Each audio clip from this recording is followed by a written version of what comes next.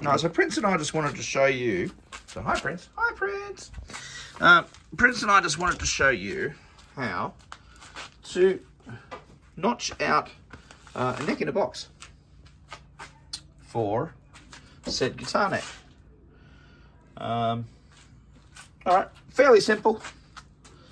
Not particularly rocket science. However, it can be rocket science if you don't know where your ruler is and you've got to eyeball it. But what I basically do is this. I generally, with this particular one, I don't find center with a ruler. What I'll usually do is, here, let me move all of this stuff dangerously away. Doing everything one-handed. Just doing what we do.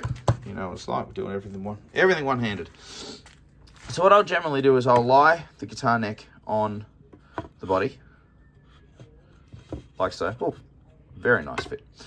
And what I usually do is I use my set square, T-square thingy, whatever you call them. And I have a particular measurement that I measure my boxes at, which is 29 centimeters by 17 centimeters. Well, 17 is the inside. You can see that's the inside piece, right? That's that bit there.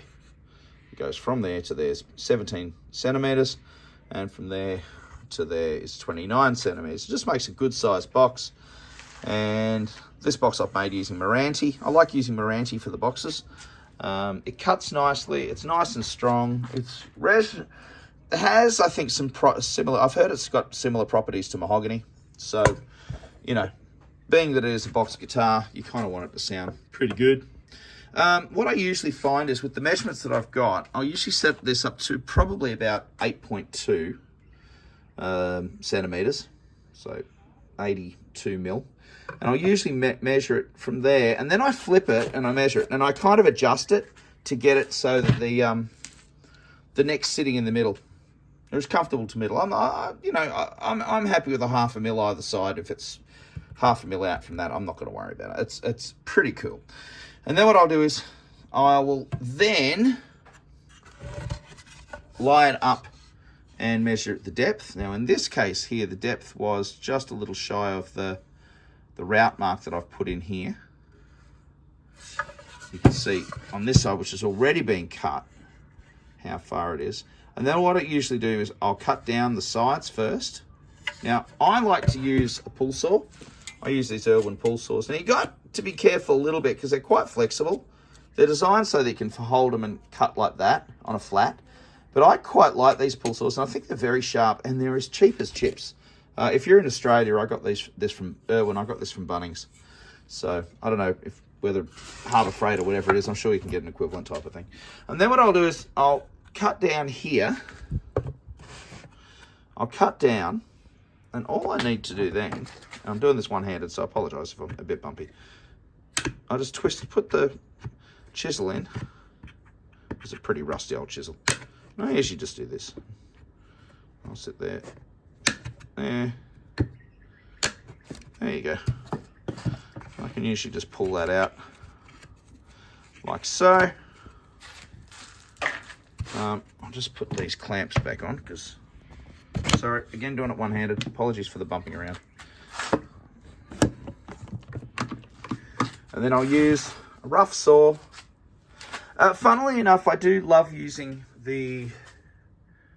this saw up here, the Shinto rasping file.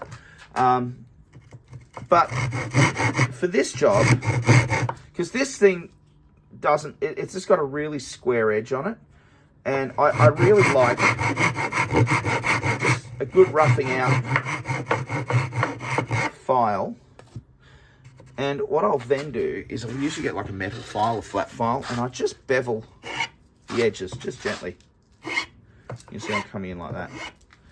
Let's see how we fit. Oh, that's great. Bit of room in there.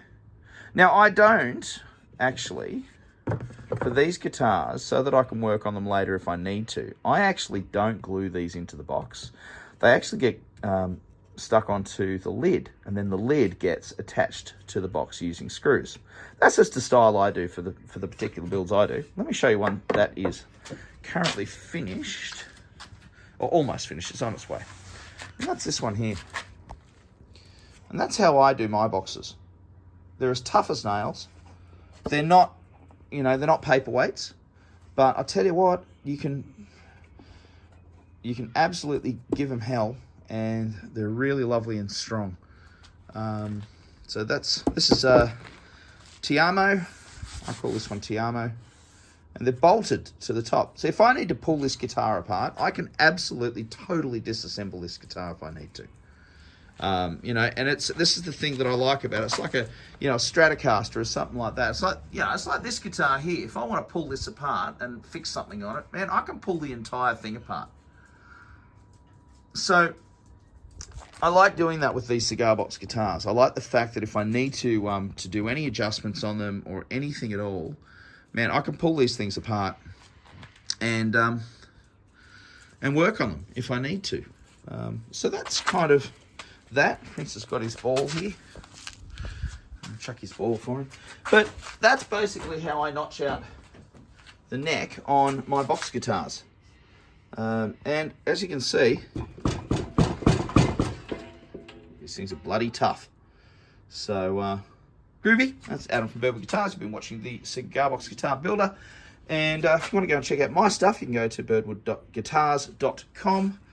And you can even order some parts. I'm actually doing some parts now, some electronic parts, doing some nice electronic parts. Capacitors, output jacks, things like that. Some electrical parts at Cigar Box. I think it was cbgpartsaustralia.com. Something like that. Go and check it out. I've had a few orders, which has been really fun.